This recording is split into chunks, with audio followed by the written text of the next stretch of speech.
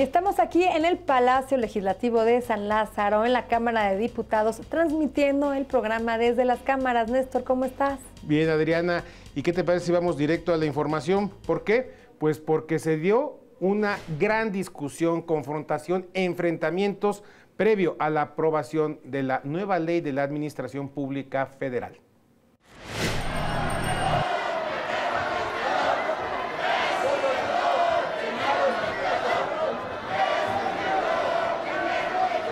Empujones y gritos provocó en la Cámara de Diputados la discusión y aprobación de la reforma a la Ley Orgánica de la Administración Pública Federal. El dictamen crea la Secretaría de Seguridad y Protección Ciudadana, la coordinación de programas para el desarrollo que dependerá del presidente de la República y da vida a la figura de delegados especiales nombrados por el Ejecutivo Federal. PAN, PRI, MC y PRD alertaron riesgos de concentrar el poder. Hoy, en el cumpleaños del presidente electo, su bancada sumisa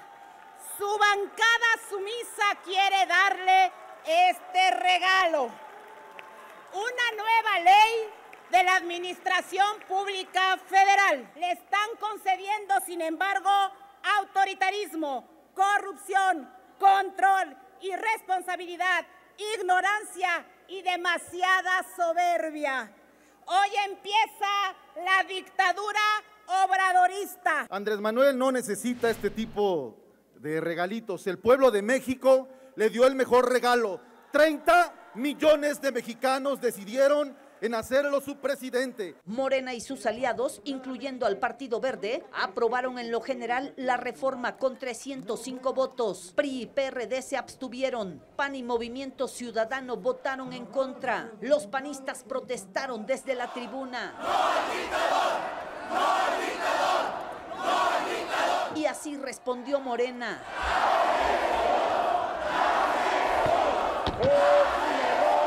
Hubo forcejeo y las protestas se combinaron.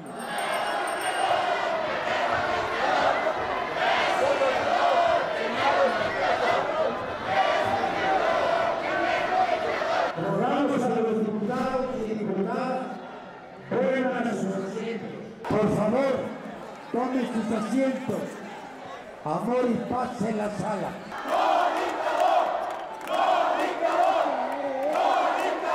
Y los de Morena celebraron el cumpleaños de López Obrador.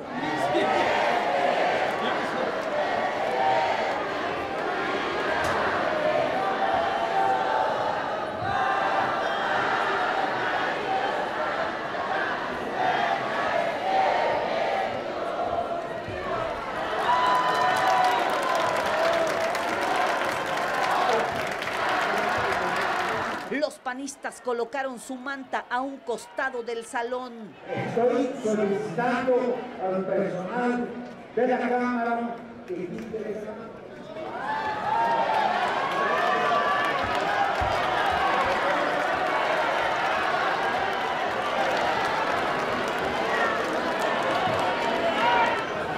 Bueno, si le quieren solicitar el reglamento, puedo solicitarlo. Los morenistas respaldaron la decisión.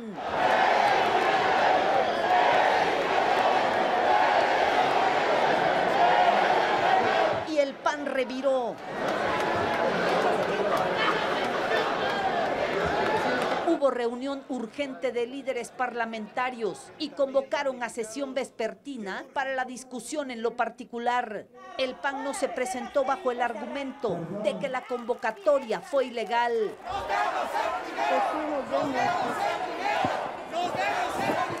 Movimiento Ciudadano y PRD abandonaron la sesión, no les aceptaron propuestas de cambio. El PRI dio el debate y después de 6 horas y media se aceptaron cambios mínimos de redacción. Morena y sus aliados aprobaron en lo particular la reforma a la Ley Orgánica de la Administración Pública Federal y se envió al Senado para su validación. El coordinador de Morena y presidente de la Junta de Coordinación Política, Ricardo Monreal, presentó la ley de fomento a la confianza ciudadana. Esta que tiene que ver con que se acepte la buena fe de las personas al declarar sus impuestos. se suspende con esta ley la vigilancia, supervisión, inspección o fiscalización a establecimientos comerciales, mercantiles y de servicio que realizan de manera cotidiana los inspectores, supervisores o auditores de la Administración Pública Federal o de organismos autónomos. Y los dueños de estos establecimientos solo tendrán la obligación de inscribirse en un padrón para manifestar bajo protesta de decir verdad, como se los comentaba, que se comprometen a cumplir las leyes a que están obligados para funcionar como establecimiento o empresa comercial sin ser molestados, sin ser amonestados, como hasta ahora ha ocurrido. Y estamos aquí con el diputado Fernando Manzanilla, quien es el coordinador de los diputados del partido Encuentro Social en Cámara de Diputados. ¿Qué tal, Fernando? ¿Cómo estás? Bien, muy contento de estar aquí con ustedes, Adriana.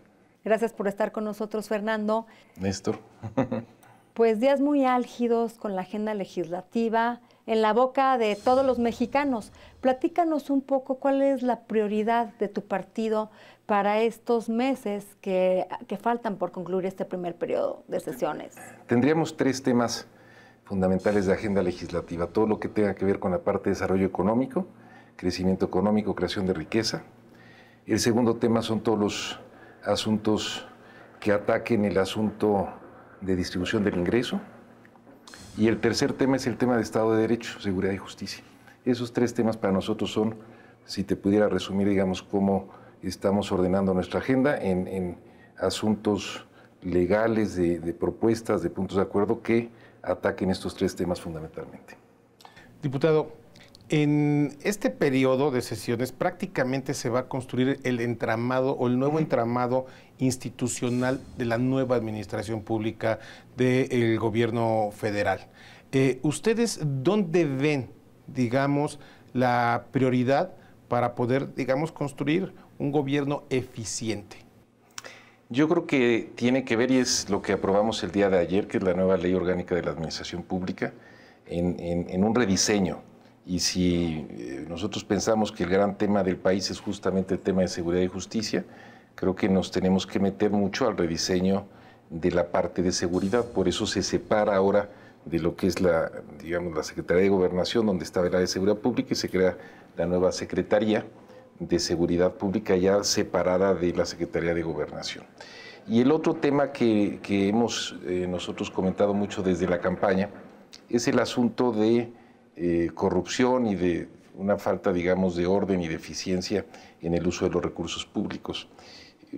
Si yo te pudiera generar una imagen, es como si tuvieras una gran manguera, entran los recursos públicos en un chorro y en el camino se van quedando y van, digamos, habiendo goteras y al final hay unas cuantas gotas. Entonces, el rediseño también implica concentrar mucho la parte de compras, de adquisiciones. Se reducen las oficialías mayores a unidades de administración dentro de las secretarías, pero las compras se consolidan para que podamos ser mucho más eficientes en comprar de manera masiva, consolidada, y se puedan revisar también mucho más esos contratos. Esos son algunos de los cambios que tiene la ley. Hay otro tema importante que ha generado mucha polémica, el asunto de los superdelegados, esta figura que va a estar en los estados. Y yo creo que el tema principal que van a tener estos superdelegados o delegados ya de programas sociales es enfocarse a los programas prioritarios del presidente. ¿Cuáles son esos programas? Son los programas de jóvenes, son los programas de discapacitados y son los programas de tercera edad. El que esos programas puedan bajar de manera directa, sin intermediarios, pagándose de manera directa a la gente sin nadie que esté, digamos, llevándose parte de ese recurso, será el trabajo principal. Se ha dicho que es crear una figura intermedia entre el gobierno federal y los estados. Realmente no, realmente es crear una figura que pueda vigilar que los programas lleguen a la gente. Fernando, Hace un momento comentabas que uno de los ejes principales de tu fracción parlamentaria es el crecimiento económico. ¿Cómo van a actuar ustedes que van en coalición, que van de la mano con Morena, que bueno, ha sacado dos temas que han generado inestabilidad económica, que han generado crisis y desconfort en la gente? ¿Cómo van a tratar ustedes esos temas? Mira, nosotros queremos ser dentro de la coalición. Se habla que esta coalición es una coalición de izquierda. Nosotros no somos un partido tradicionalmente de izquierda. Es más, yo en lo personal creo que cada vez menos vamos a estas divisiones de izquierda a derecha y mucho más a esta división entre ciudadanía y poder, ¿no? O como dicen los españoles, entre la casta, digamos, y los ciudadanos. Nosotros nos situamos más en un partido de centro-derecha, tenemos ciertos valores conservadores y desde luego promovemos la libre empresa. Creemos, digamos, que un país crece en base a la riqueza que se genera, que después se tiene que distribuir de mejor manera y trataremos de ser lo más responsables en esa lógica. Sí entiendo que ha habido decisiones. ¿Qué y cuál es la prioridad en seguridad? Porque vemos, por ejemplo, el caso de San Juan Ixhuatepec, San Juanico, en el que una de las policías mejor formadas del país en materia de seguridad pública llega y arrasa, traspasa la frontera de un estado, agrede ciudadanos. O sea, esa es la policía que tenemos. O sea, ¿cómo vamos a poder realmente garantizarle en un nuevo gobierno a los ciudadanos seguridad y justicia cuando los cuerpos policíacos que tenemos son esos? Pues mira, va a sonar un poco rudo lo que voy a decir, y más porque yo siempre he hablado del tema de la paz y yo creo que este país se tiene que pacificar y creo que tenemos que abonar más que en el combate a la delincuencia en un tema de construcción de paz. Sin embargo, en el contexto actual del país, yo creo que lo que se tiene que hacer es poner orden y se va a tener que poner orden con mano dura. Esa es la opinión que yo tengo. Ya después podremos hacer otras cosas que puedan abonar en términos de prevención del delito y otros temas que podrían ser más suaves. Siguiendo en el caso de San Juan Ixhuatepec, tampoco se vale y tampoco es la salida correcta la que tomaron los pobladores de San Juanico. O sea, violentar una vía de comunicación, afectar el transporte de personas, mercancías, ambulancias, generar un clima de incertidumbre y violencia, tampoco es la solución. Pero entonces, ¿cómo resolver eso cuando tú dices, bueno, poner orden, sí, ciudadanos y policías, y cómo lo concilias? Esto me lleva quizá un poquito a recapitular y a decir, si yo te dijera nuestra agenda en los dos temas centrales que tenemos, uno desde luego es la parte de libertad económica y otro es la parte de seguridad. Y hoy en la parte de seguridad nosotros sí creemos que hay que poner orden, y orden va a implicar mano dura. Y mano dura va a implicar poner en orden a quien se tenga que poner en orden. Y repito, mi visión hace algunos años era muy distinta, era más una filosofía de construcción de paz. Hoy veo que esas condiciones podremos llegar a ellas en algunos años, pero primero hay que poner en orden. Y hay que poner orden en términos no solo de los delincuentes, hay que poner orden entre los propios ciudadanos, ¿no? ¿Qué pasa con las fuerzas de seguridad? Yo fui secretario general de gobierno en un estado, y lo que te percatas es que la capacitación de las fuerzas municipales pues es bastante malona. La de las fuerzas estatales es un poco mejor y ya las de las fuerzas federales pues es todavía mejor. Sí se necesita unificar mucho más las policías. Nosotros vamos más por una idea de una figura coordinada, no sé si vaya a ser una policía nacional. Vamos a ver, digamos, qué es lo que va a plantear el nuevo gobierno, pero algo que haga mucho más homogéneo. El crimen organizado infiltra primeramente a las policías municipales porque son las menos capacitadas, las que menos ganan. Después a las estatales y ya después a las federales. Tenemos que evitar eso haciendo mucho más homogéneo, que sea prácticamente igual desde salario, capacitación, equipamiento, tecnología, lo que tiene un municipal a lo que tiene un federal. Eso llevará tiempo. Estos temas van a llevar tiempo, años, pero bueno, tenemos que empezar a ir por la ruta correcta, y en el momento actual del país, que sí es un momento muy complicado, yo sí me voy por mano dura y orden. Fernando, pues se nos acabó el tiempo. Gracias por estar con nosotros aquí en esta entrevista. Gracias. Y no se vayan, vamos a un corte comercial esperando que continúen con nosotros.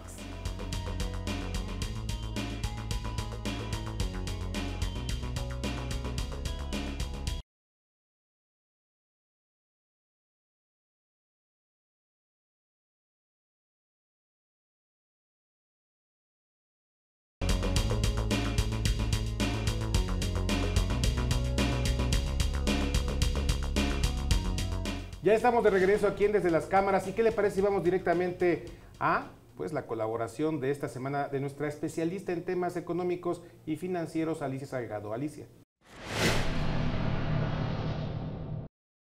El lunes por la noche en el Consejo Coordinador Empresarial y también en la Coparmex, que ha estado discutiendo fuertemente la agenda legislativa, un asunto se tornó prioritario, que es el de la Fiscalía General de la República. En la Comisión de Justicia se tomaba la resolución respecto a la iniciativa propuesta por el grupo parlamentario de Morena para que saliera adelante ya finalmente la integración del fiscal general y en la nueva fiscalía. Y toda vez que no ha llevado una reforma constitucional que permita la autonomía respecto del Poder Ejecutivo, el colectivo, que es hashtag por una fiscalía que sirva, ha estado buscando que en esta discusión de la comisión se replanteara la iniciativa y comenzar el camino de la reforma constitucional. Lo cierto es que no va. No, finalmente el Pleno el martes, tomándolo como un asunto de urgente resolución, no hizo caso de todos los planteamientos externos y toda vez que Mancera, que había acordado como parte de la fracción del PRD no votar el contra, él en lo personal lo hizo con su diminuta fracción, pues no pasó en la Comisión de Justicia, pero sí pasó en el Pleno. Al ser convocada como un asunto de urgente resolución, evidentemente la Fiscalía va y va con la fuerza de mayoría en Morena en la Cámara de Senadores. Esta es una expresión importante, sobre todo después de los dimes y diretes que se han tenido o se han realizado con respecto, por ejemplo, a la presentación de la iniciativa de comisiones bancarias. En realidad no hay una descoordinación efectiva ni entre el Ejecutivo ni en el Legislativo. Hay grados de autonomía y siempre los ha habido, sobre todo para la discusión de temas puntuales. Hoy por hoy en la Cámara de Diputados se está pasando la ley de la Administración Pública Federal, por ejemplo, y es muy probable que ambas leyes queden perfectamente avaladas por las mayorías de Morena, la oposición del PAN y del PRD y la abstención o salida de la discusión del Partido Revolucionario Institucional. Parece que esa es la forma en que se están dibujando en ambas cámaras, pues las discusiones haciendo subrayar la capacidad de mayoría que tiene hoy el presidente electo y el grupo de Morena en ambas cámaras del Congreso Federal. Yo pongo este tema bajo la lupa desde las cámaras. La Fiscalía va porque va. Gracias, Alicia, y está con nosotros aquí en el estudio en Cámara de Diputados la diputada María de Los Ángeles Ayala. ¿Qué tal, diputada? ¿Qué tal, Adriana? Qué gusto saludarte. Diputada, pues este sexenio se acotó mucho la deducibilidad. Los contribuyentes tenemos poco margen para poder deducir nuestros gastos o varios de los restaurantes, los temas de los tickets de restaurantes. Acabas de meter una iniciativa referente a este tema. ¿No las puedes platicar un poco, por favor? Con mucho gusto, Adriana, Néstor. Quiero primero empezar comentándoles que yo vengo de la iniciativa privada y soy consumidora como cualquier ciudadana y ciudadano. Y en la vida diaria pues te das cuenta cuando tú tienes que llevar tu agenda de gastos, presentar tus impuestos, deducir, pues te encuentras con ciertos huecos que van quedando. Ejemplo, bueno, el hoy por hoy se deduce el 8.5% en el consumo de los restaurantes. Cuando tú sales constantemente, tu trabajo te permite estar en la calle, tienes que hacer algún tipo de trabajo, pues, ¿cómo compruebas esos gastos? ¿Qué hacemos con esos gastos? Hay 3 razones muy importantes por las cuales se subió esta iniciativa, y tomo esto porque viene muy al caso. Si nosotros aprobamos esta iniciativa de deducir al 100% el consumo en restaurantes, fíjense lo que nos va a pasar. Primero, estamos apoyando a la industria del restaurante, que hoy por hoy tiene un impacto y un empuje muy fuerte. Hoy por hoy el turista que viene pues está buscando lugares, la cocina tradicional, donde puedes comer bien. Al cerrar el día dice, bueno, ¿a dónde vamos a comer? La gente que viene de trabajo, la gente que tiene una familia, que va por esparcimiento, ya sea por trabajo, de cualquier forma, tú llevas una contabilidad, tú tienes que pagar impuestos. Entonces, si nosotros, por un lado, apoyamos a la industria restaurantera a generar trabajo, y un trabajo directo e indirecto. Trabajo directo de aquella gente que está colaborando contigo dentro del restaurante, y también estamos empujando a la industria agroalimentaria, es decir, al campo, a la ganadería. Entonces, de esta forma motivamos mayor consumo.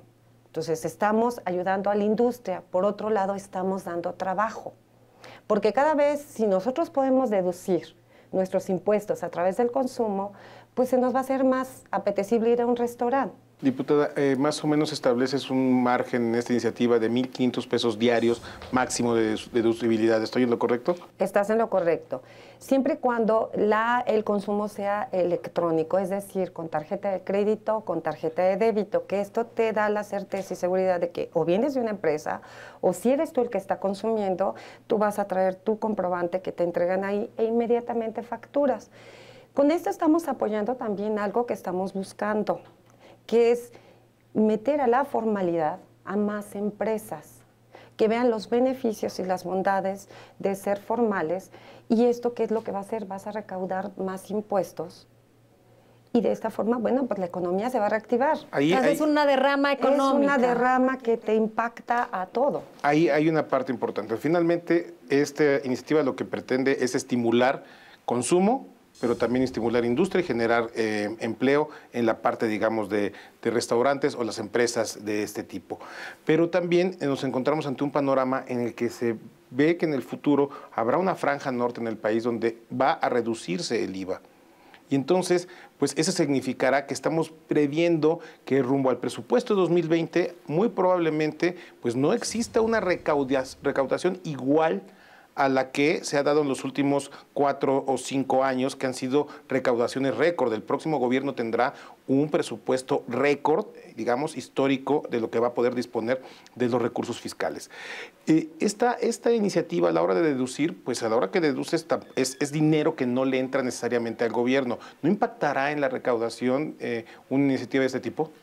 Yo creo que no. Mira, yo creo que son malos beneficios, y tocando lo que tú acabas de decir, se tendrán que hacer las adecuaciones conforme se vayan viendo las circunstancias. Yo creo que sí motivas te repito, al consumo directo, y de esta forma activas trabajo, de esta forma también metes a la formalidad, porque hoy por hoy, justo lo que tú acabas de decir, tenemos tanta informalidad en el mercado que no le llega, ¿sí?, a la Secretaría de Hacienda todo lo que se genera.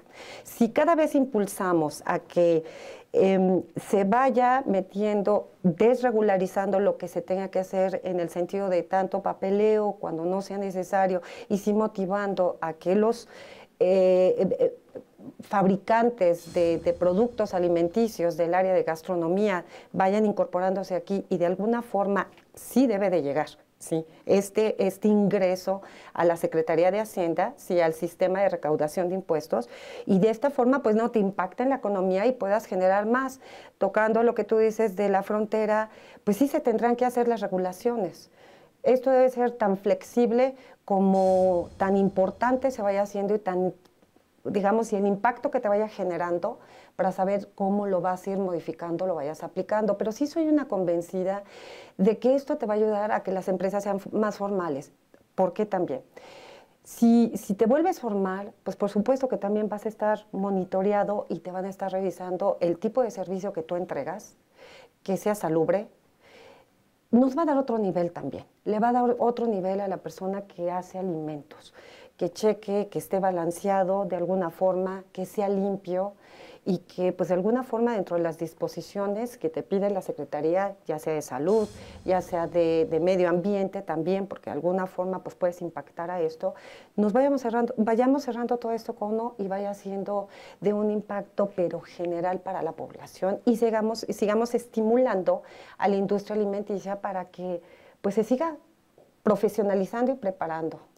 Diputada, pues muy importante este tema de la deducibilidad de los contribuyentes. También la eficiencia en el gasto de estos impuestos por parte del gobierno. Esperemos este nuevo sexenio logre esta eficiencia porque, bueno, van a acabar con la corrupción. Entonces, eso va a eficientizar un poco el gasto en el tema de los impuestos. Gracias por estar con nosotros aquí. Adriana, un placer. Muchísimas gracias, Néstor, y bueno, encantada. Gracias, se nos acabó el tiempo. No dejen de vernos próximo jueves, 11:30 de la noche, Néstor. Aquí en Desde las Cámaras, el único programa de la televisión abierta mexicana que se ocupa exclusivamente de los temas del Poder Legislativo, la Cámara de Diputados, la Cámara de Senadores, el Congreso de la Ciudad de México y los congresos locales. Buenas noches.